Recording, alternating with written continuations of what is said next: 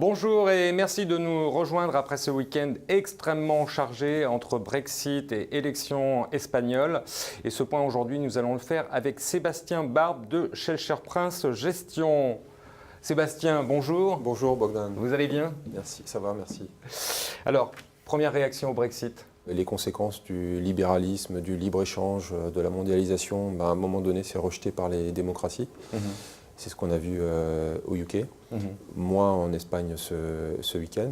L'autre conséquence, c'est ce monde de taux bas, négatif, pour de plus en plus longtemps à chaque fois.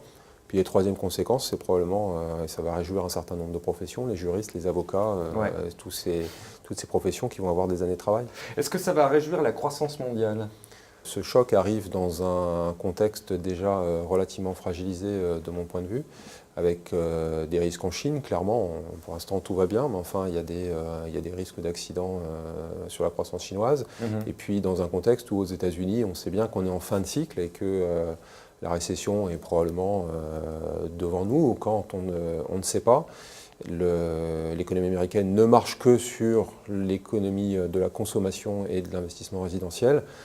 Et on peut considérer qu'il peut y avoir des faiblesses supplémentaires avec cette mauvaise nouvelle en Europe, où pour le coup en Europe ça allait bien jusqu'à ce vote-là. Alors vous avez parlé de taux durablement bas, c'est pas très bon ça pour vous?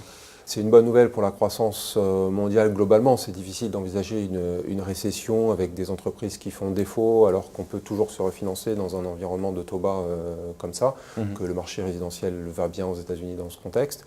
Mais vous avez raison, c'est aussi une mauvaise nouvelle parce que pour un particulier, pour un investisseur institutionnel, c'est jamais évident de placer son argent dans ce contexte. Ça oblige à prendre des risques et les risques aujourd'hui font peur dans l'environnement actuel. Alors justement, vous parlez de prise de risque. Oui. Vous, qu'est-ce que vous allez faire concrètement maintenant dans vos gestions? On a plutôt bien résisté à ce choc, même si globalement nos valeurs liquidatives ont bien sûr baissé. Donc le sujet, c'est risque ou opportunité. La bourse a bien baissé, donc les actifs risqués ont tapé un peu. Alors, premier élément de réponse, c'est que d'abord, on n'a fait que reperdre ce qu'on avait gagné la semaine d'avant, pour faire simple. Le deuxième élément de modération, c'est que vendredi, vous avez vu, ça a ouvert à moins 12, par exemple, la bourse, ça a fini à moins 8, grosso modo. Beaucoup de gens ont un petit peu essayé d'acheter durant cette séance à fort mouvement, et c'était plutôt des rachats de short. J'ai l'impression que c'est pas des achats sains. On trouve des éléments intéressants à acheter aujourd'hui. On a acheté du Bekir qui est échéance au mois de juillet, donc c'est une banque irlandaise absolument peu concernée, on va dire, par ce sujet. Donc c'est des rendements simples à aller capter, mais de là à aller dire c'est une vraie opportunité, il faut y aller, c'est un pas que je ne franchirai pas aujourd'hui. Sébastien, merci. Merci Bogdan.